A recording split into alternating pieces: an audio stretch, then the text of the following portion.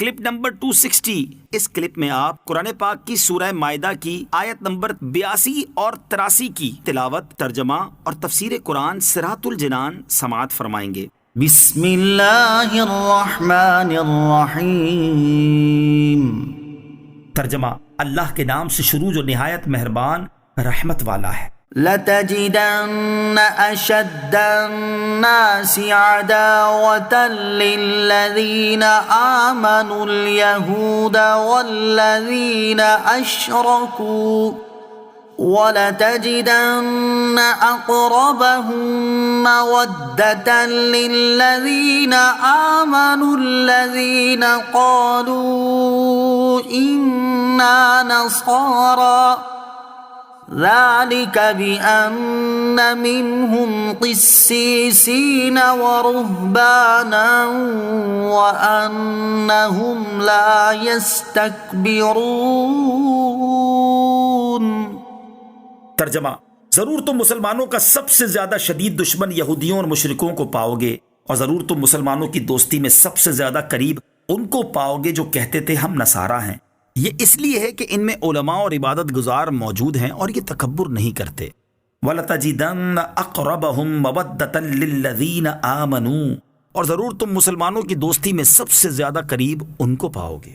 اس آیت کریمہ میں ان عیسائیوں کی تعریف بیان کی گئی ہے جو حضور اقدس صلی اللہ تعالیٰ علیہ وسلم کے زمانہ اقدس تک حضرت عیسیٰ علیہ السلام کے دین پر قائم رہے، اور تاجدار رسالت صلی اللہ تعالیٰ علیہ وسلم کی بعثت معلوم ہونے کے بعد سرکار کائنات صلی اللہ تعالیٰ علیہ وسلم پر ایمان لے آئے۔ شان نزول، ابتدائے اسلام میں جب کفار قریش نے مسلمانوں کو بہت ایذائیں دیں تو صحابہ کرام میں سے 11 مرد اور 4 عورتوں نے سرکار رسالت صلی اللہ تعالیٰ علیہ وسلم کے حکم سے حبشہ کی طرف ہجرت کی۔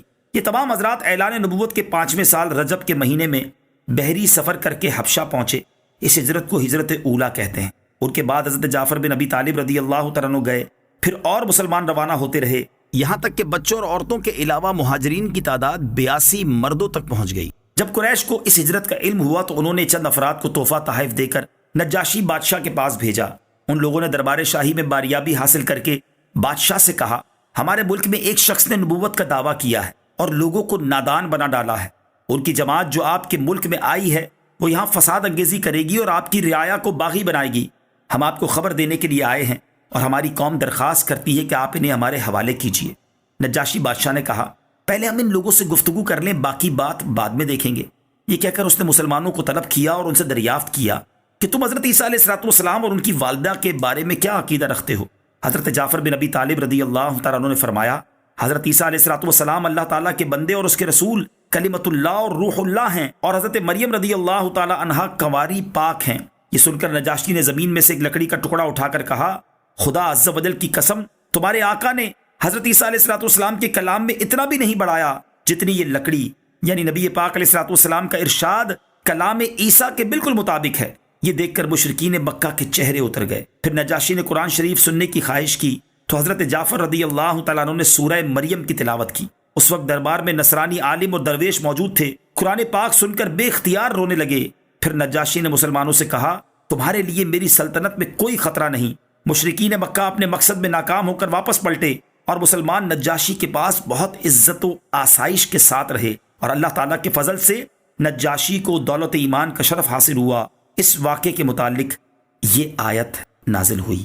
وَإِذَا سَمِعُوا مَا أُنزِلَ إِلَى الرَّسُولِ تَرَىٰ أَعْيُنَهُمْ تَفِيضُ مِنَ الدَّمْعِ مِمَّا عَرَفُوا مِنَ الْحَقِّ يَقُولُونَ رَبَّنَا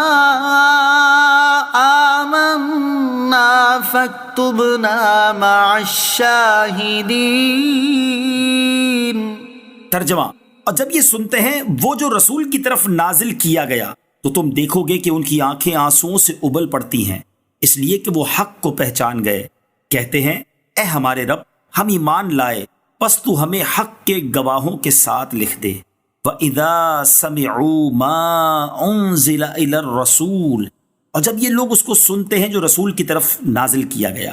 جب حبشہ کی طرف ہجرت کرنے والے صحابہ کرام رضی اللہ تعالیٰ عنہم نجاشی کے دربار میں جمع تھے اور مشرکین مکہ کا وفد بھی وہاں موجود تھا، تو اس وقت نجاشی نے حضرت جعفر طیار رضی اللہ تعالیٰ عنہ سے عرض کی کیا آپ کی کتاب میں حضرت مریم رضی اللہ تعالیٰ عنہا کا ذکر ہے؟ حضرت جعفر رضی اللہ تعالیٰ عنہ نے فرمایا قرآن پاک میں ایک مکمل سورت حضرت مریم رضی اللہ تعالیٰ عنہا کی طرف منسوب ہے۔ پھر سورہ مریم اور سورہ طٰہٰ کی چند آیات تلاوت فرمائیں تو نجاشی کی آنکھوں سے سیل اشک رواں ہو گیا۔ اسی طرح جب پھر حبشہ کا وفد سرکار دو عالم علیہ الصلوۃ والسلام کی خدمت میں حاضر ہوا جس میں 70 آدمی تھے اور تاجدار رسالت صلی اللہ تعالیٰ علیہ وسلم نے ان کے سامنے سورہ یاسین کی تلاوت فرمائی تو اسے سن کر وہ لوگ بھی زاروں کتار رونے لگے۔ اس آیت میں ان واقعات کی طرف اشارہ ہے۔ انہی سب کے متعلق فرمایا گیا کہ جب یہ لوگ اس کو سنتے ہیں جو رسول اللہ صلی اللہ تعالیٰ علیہ وسلم کی طرف نازل کیا گیا تو تم دیکھو گے کہ ان کی آنکھیں آنسوؤں سے ابل پڑتی ہیں کیونکہ وہ حق کو پہچان گئے اور وہ کہتے ہیں اے ہمارے رب عز و جل ہم محمد مصطفیٰ صلی اللہ تعالیٰ علیہ وسلم پر ایمان لائے اور ہم نے ان کے برحق ہونے کی شہادت دی، پس تو ہمیں حق کی گواہی دینے والوں کے ساتھ لکھ دے اور ہمیں اس حبیب علیہ الصلوۃ والسلام کی امت میں داخل فرما جو روز قیامت تمام امتوں کے گواہ ہوں گے۔ اور یہ بات انہیں انجیل سے معلوم ہو چکی تھی۔ اس آیت سے معلوم ہوا کہ ذکر الہی کے وقت عشق و محبت میں رونا اعلیٰ عبادت ہے۔ اسی طرح عذاب الہی کے خوف اور رحمت الہی کی امید میں رونا بھی عبادت ہے۔ بہت سے عاشقان قرآن کی تلاوت کرتے ہوئے جھومتے ہیں۔ یہ قرآن کریم سے لذت و سرور حاصل ہونے کی وجہ سے ہوتا ہے۔ صبح کی خوشگوار ہوا سے نرم شاخیں حرکت کرتی ہیں اور تلاوت کرنے والا رحمت الہی کی نسیم سے